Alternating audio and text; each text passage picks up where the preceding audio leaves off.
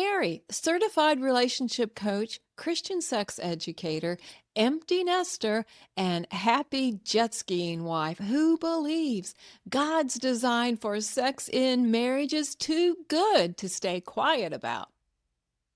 And I'm Katieann, senior pastor, wife, mom to four kiddos, and I always love having some fun, even when we're diving into the deep and holy conversations about marriage and sex. So, welcome to the Sexual Wholeness Revival podcast. I am so excited about today. It is going to be a really fun topic. Katieann, who invented passion? Was it God or was it Hollywood? Sure was Hollywood, right? Right? No, was not Hollywood. He Yeah, did. and I know we have to say it's God because, hey, this is the Sexual Wholeness Revival podcast. That's what we talk about. But maybe the audience doesn't know just how much Hollywood copied God. So there are some elements to passion in God that are just wow. And that's what I want to unpack today. And actually, this episode is going to be really good if you're a single or if you are a parent or a leader of singles, of teenagers, or if you are someone that has been shut down about sex because of so many negative things. This episode, I hope, is just going to put everything back in order, get us a good reset back to God's original design, is how we are always capturing it. So, my question for the episode is, what's a good expectation of passion according to God? And Katieann, we've been talking about this, and you mentioned two stories from Genesis that were incredible. And I know it had something to do with the particular translation that you read it in, and maybe that season in your life. And I'm just curious, what can you tell me before we read it? What can you tell me about who you were when you heard these messages from Genesis about passion?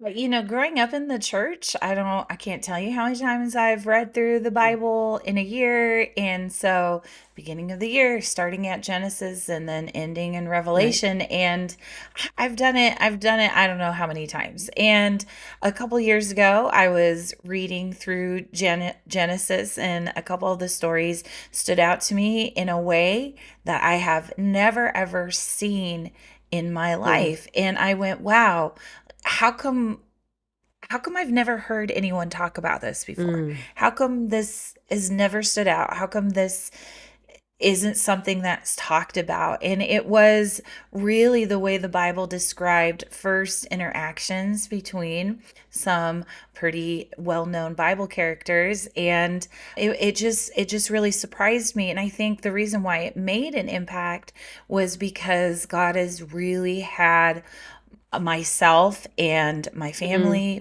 we've been going after healthy and whole.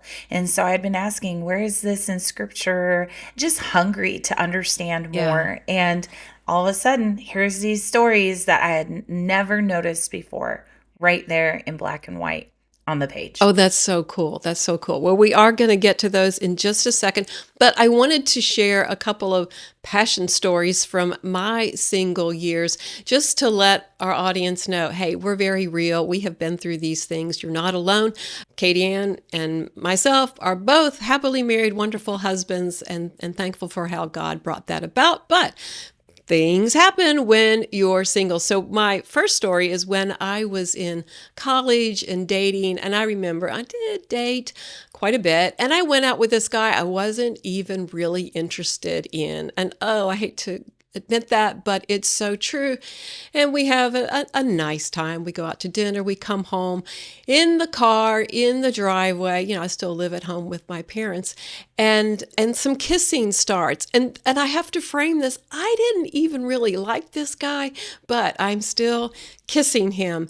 And he, as a kisser, was much more passionate than he was engaging in other areas. And lo and behold, my body, even though my heart and my mind wasn't there, my body got caught up in this passion. And we were only kissing. And I'm making a big deal about that, not to be, oh, I was so pure, but it was my first time to climax. And I was just kissing. So I knew, whoa, something just happened. I don't know what this is. We kind of wrapped things up and I went into the house and like, let's think about this a minute. So passion is real and sometimes we don't understand all the details of it. And my second little story, fast forward, 30 years after that. And I'm single again and dating. I was on dating apps and certainly interested in Christian men only. But by that season in life, even Christian men, the standard of no sex before marriage is not something they're all in agreement on. They're like, well, we already had sex. We already kept ourselves once or not. And we're not doing that now. So for me to just find a guy who wasn't interested in sex or wasn't interested in protecting that boundary, that was a huge thing as a single person. And I was dating this one guy and we're on my couch in my house and have some kissing going on. Still, I'm not thrilled with this guy. And that says a whole lot about me. Maybe I should have some prayer after this. But what happened with him is that he was pressing for, okay, we're not going to have sex, but how far can we go? Like right up to the edge before we have sex. Ooh. And all of a sudden, my radar goes off. Ding, ding, ding. It wasn't the passion radar. I knew this was the boundary. We were about to cross it, and I was not having it. Jumped up off that couch, literally knocked him off on the floor. I was so embarrassed, but I was thankful at least to be able to do that. And I understand that I respected one boundary about intimacy, but I wasn't like really true because I wouldn't have even put myself in that situation if, I wasn't honoring myself as a whole person, much less him as a whole person. So passion is very real and it's very much from God, but it is definitely safest in marriage. And we're going to keep some of those ideas in mind as we begin to go forward in our talk. So, Mary, why is marriage the safest and best place for passion? I'm going to start really practical with that because when I have couples come to me and they're talking about their sex life, actually the first thing I'm asking them is about their physical health and well-being. And hey, if they're having desire issues, have you been to the doctor to explore so many ways that can come into play? But in regards to passion and safety in marriage, hello, how many partners has your partner had? There is a huge risk as sexually transmitted disease, so many other things, and the way that it wears away on your value and your worth if you are continuing to have sex or even unprotected intimacy. Even from a heart point, if you're flowing that way, you're not going to feel safe because you're giving yourself away. And within marriage, you've got that long-term commitment and covenant, which is a real thing and a beautiful thing. So that's why I think it is so important to save passion for marriage. Yeah, I do think that there is a lack of understanding around covenant, and that's part of the reason why we see people so easily give into this idea that it's okay to have a sexually intimate or even emotionally intimate relationship before covenant. And so it's very dangerous. Yeah. It's very dangerous. All right, let's get to those passages of Scripture. Would you read the first one? And we're going from Genesis 24, verses 64 and 65. Yeah. Okay. So I love this so much. 64. As Rebecca got closer, she raised her eyes, and when she saw Isaac, she nearly fell off her camel. She whispered to the servant, "Who is that man walking in the field towards us?" "Why, he's the one about whom I told you. That's my young master," the servant said. So Rebecca quickly took her veil and covered her face. And I love this, like, as I imagine it, reading it, I imagine it kind of like an old Western where it's like the lady has got a fan and she goes, "Good Lord, I think I have the vapors," and it's just this, like, we don't necessarily expect to see that in scripture, but here it is, black and white. She nearly fell off her camel. He's sitting in the field meditating. I think it was the scripture beforehand. He was meditating in the field. She comes riding up and she's like, "Who is that?" Yeah, yeah. She had to cover her face. How many times has your face flushed Mm. with attraction and you're just like, "Whoo, it's a good Oh, it's story." such a good story. And when those hormones take over, it's hard to think straight. It's hard to make really good decisions. But I love that she was attracted to him, but she did it without sin and without shame. And part of what we don't Right. understand with her covering herself, because I dig a little deeper with these scriptures, that in her culture, covering herself was a sign of honor for herself and for her prospective spouse. It was signifying she was ready for marriage. It also spoke to her status in life. She wasn't a woman of the night. She was someone that was able to be presented and ready to be presented. And she had self awareness, she had respect.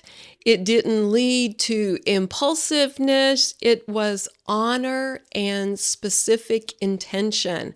We can learn a lot from Rebecca right there in those Yeah. little descriptions of her activity. Yeah. So, how would you say Rebecca is different from the Hollywood version of Oh passion? my goodness. It is that non-thinking instant reaction. The one guy gives me one bit of attention and I just fall all over myself to give him too much of myself, whether it's emotionally or physically or both. And I know Hollywood makes money off of drama. Whenever there's a problem, they draw in the Right. audience and we watch more and we enjoy making fun of the people who make stupid decisions. But in real life, it's no fun and it's not happy. And people who have a habit of making these decisions don't often see it, or they've got so much shame at that point that they don't even come forward for some help in regards to this pattern that they've created. So it's night and day difference. Passion is good, but impulsiveness and not being honoring even to yourself, that is not good. Are we ready for the second passage? Oh, the second passage. I really love this one too. This one makes me laugh a little bit, a little bit more. So this is out of Genesis 29. Sorry. Okay, let's see. As soon as Jacob took one good look at Rachel, the beautiful daughter of his uncle Laban, he quickly went over to the mouth of the well and single handedly rolled away the stone and watered all the flock of his uncle Laban. And then immediately after he did all of that, I just want to add this, immediately after all of that, he walked up to Rachel and kissed her, unable to hold back his tears. Jacob wept aloud. Wow. Wow. All right. So what grabbed you on that passage? I mean, that's a Old Testament knight in shining armor story where he comes in and to be so overwhelmed with the beauty that his first thought is to move this stone by himself off the well, water her sheep, and then he walks up and plants one on her. It's such a funny picture of the, I mean, it can be humorous, Right, I right. guess, of the passion. And I've put myself in her shoes. Like, she's walking up, she's meeting the other shepherds with their flocks. They meet at the same time. They water their Mhm, together, mhm. their sheep together, and then, they take the rock off together. They water them, put the rock back. She comes walking up, and some strange dude she's never Yeah. met goes all like Hercules and moves the rock, waters her sheep, and then comes up and is like, wow, wow. And can you imagine being her going, did you guys catch this guy's name? Like, do you know who he is? Anyone? And the other shepherd's going, I don't know. I don't know what's happening. And they just stood there and watched Yeah. it. They're like, oh, they just kissed her. He just kissed her, huh? It's If you put it in context, it's wild. Mhm. It's kinda wild. Yeah, and I know there's a lot of verses, and it's really fun as for our audience to go back and read more of the details here. Because one of the images that I got is that a bunch of the shepherds were just sitting around waiting, kind of in that lazy mode, nobody jumping up to move the stone, and that even Isaac, no, wait, this is Jacob, right? He didn't initially move the stone either, but it was the inspiration of seeing The Rachel, yeah, inspiration. that caused him to jump into action. Now, there is a little bit, if I'm going to draw a Hollywood parallel, a little bit of this Hallmark movie where the guy just makes a fool of himself, going above and beyond and calling attention to himself to do something. So who knows? Maybe a little bit of that's going on there, but there's a lot of good that's going on too. And I love it for guys to take action, respectable, when they are feeling passion, when they are feeling attraction. Don't sit back and let the girl do everything. Guys, you will absolutely wow her if you are initiating. Oh my goodness, you're leading from day one, and she is so drawn to that. The other thing that is different about Jacob here is that he worked for her. And I know it's a different culture and a different time period, but he worked Right. 14 years total for her because the way their system was, she had an older sister, Leah, she was supposed to be married off first. I mean, there's a little bit of trickery that went on as time happened with the father-in-law, but he was so committed that he worked 14 years. So it just shows right there, even if he was over the top with their first meeting, it lasted. It wasn't a once and done big show to begin with, and says a lot too. So we can learn from a woman's first reaction when she is all excited and motivated and, hey, stimulated sexually. And we can learn from a man's first reaction to a woman and some really helpful things to do in that place. So good. How is Jacob's response different than what we see in movies and, Hollywood and this make-believe world? Yeah, yeah. I think there was character there. And of course, we get the whole picture, or as much as we're getting from scripture, and Hollywood's just giving us a very one-sided view. And I only make these distinctions is because sadly, Hollywood has formed our idea of romance. And it is not a good Right. educator. And what is even a worse teacher about sex is pornography. So we need to draw Right. a clear line in the sand and say what is good and of God and what is of the world and is bad. And sometimes it takes discernment. oh, well, the guy just got up and showed himself really big and over the top. Isn't that always good? I don't know. Did he have secret motives? Was he trying to manipulate? There are layers to that. And I've talked with so many couples that feel like, oh, my spouse was one way before we got married, and now they're another way after we're married. And I know when we are dating, we're in that hormone cocktail and everything is butterflies, and you're moving from one spontaneous burst of emotion and feeling to the next. And we often overlook the questions that we need to ask, the depth that we need to get about this person. And that's partly what Hollywood reinforces. Hollywood does not show, oh, they had coffee dates, or they had group dates, or there was this gradual progression of building friendship and relationships. So I think that is something that's really different about Hollywood versus the Bible. What else comes to your mind, Katieann? Hollywood versus the Bible.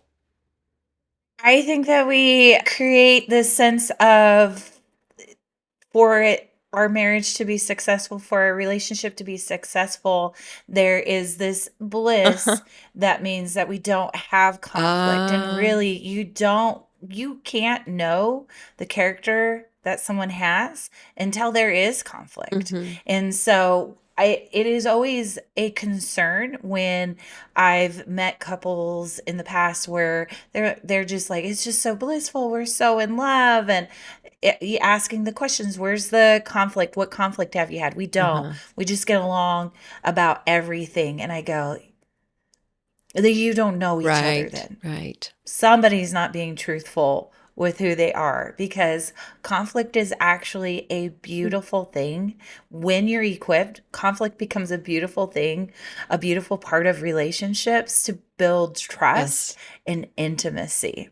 And most people see it as this negative thing, where something's wrong and, whatever. And that's kind of what Hmm. Hollywood portrays. If there's conflict in a relationship, they go, it must not be meant to Yeah. be.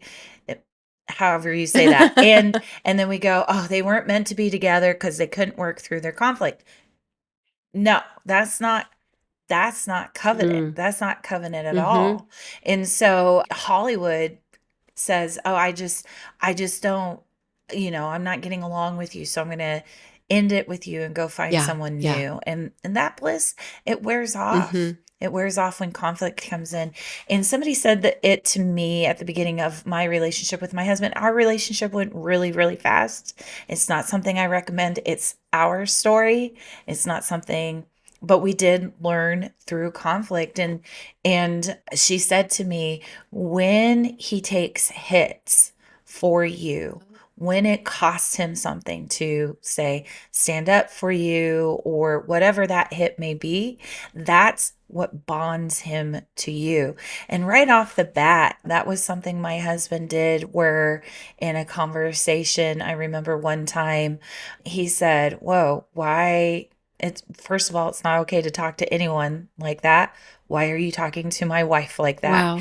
And I remember too, when the kids, this was a few years ago, one of my kids was just giving it to me in the disrespect. And he comes walking out from the other room and he goes, "Excuse me, why are you talking to my wife like that?" Mm. And so something happened in that exchange, one for our Uh-huh. kids, because they saw their dad modeling respect, and I'm his wife Mm. first. But two, for my heart, I went, whoa, Yeah.